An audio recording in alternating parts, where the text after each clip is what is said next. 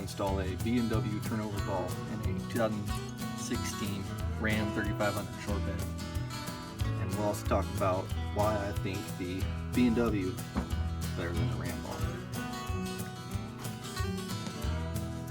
So I verified the guard is, or not the guard, but the template, that hole is in fact in the center. These are burned out, so they're not 100% accurate. You see the hole's not perfect circle, but it works.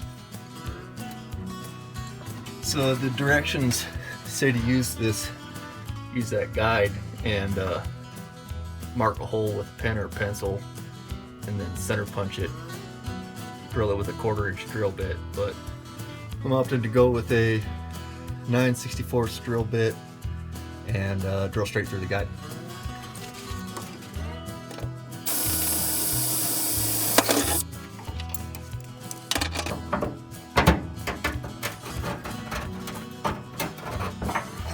So as far as things I did under the truck, I just took the spare tire out, gives me a little more room. The directions say to take the spare tire, drop the exhaust, drop that heat shield for the spare tire, and I think there's plenty of room under here without doing all that stuff.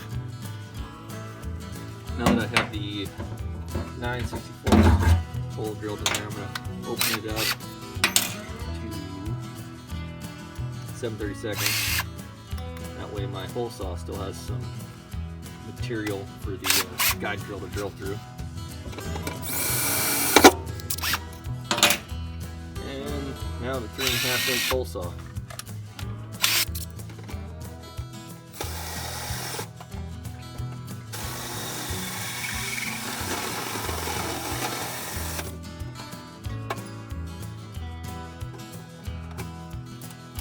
For deburring, I'm just using a stone in my drill.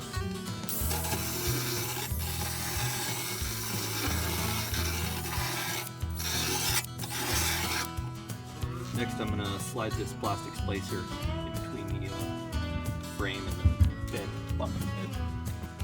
So the plastic spacer was actually a little bit more difficult than I expected. I just had to force it in there.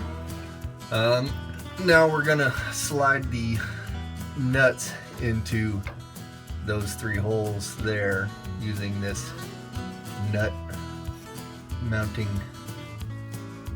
doohickey, and it's pretty easy. You just got to make sure you got the right side for the correct side for its correct side, and you don't need to modify the fender wells or anything for this. You just kind of work your way around it.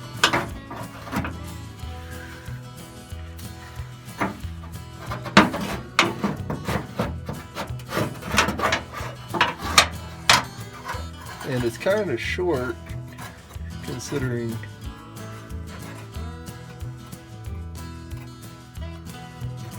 you gotta kind of pinky slide it in there, but it works.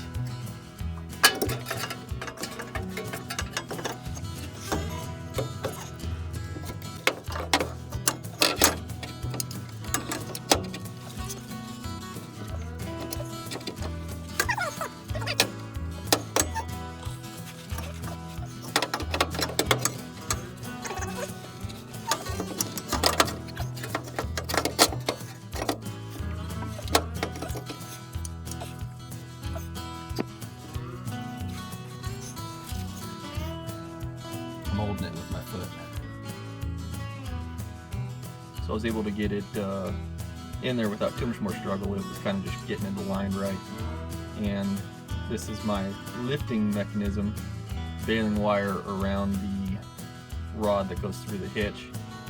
And you can go about it any kind of way with a, I don't know, ratchet strap and a pipe across your bedsides or whatever.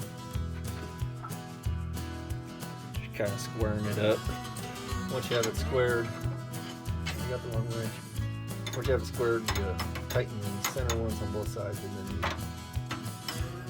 the outers at 150 foot-pounds.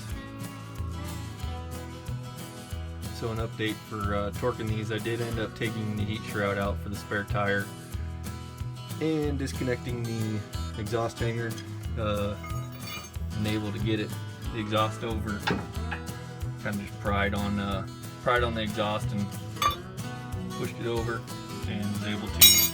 The back one was the hardest. The other ones you didn't really necessarily need to remove the exhaust hanger, but for this last one back here, definitely need to move the exhaust.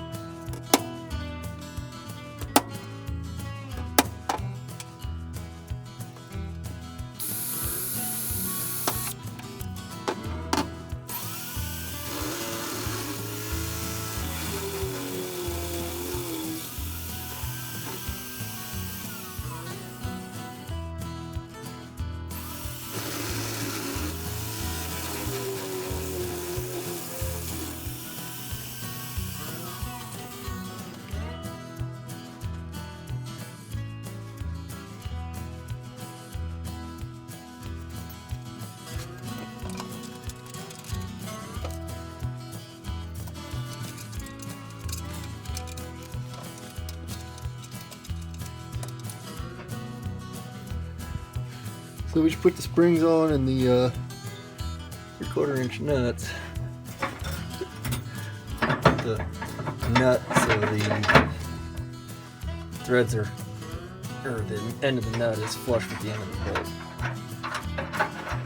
And we're pretty much done. Just put the truck back together.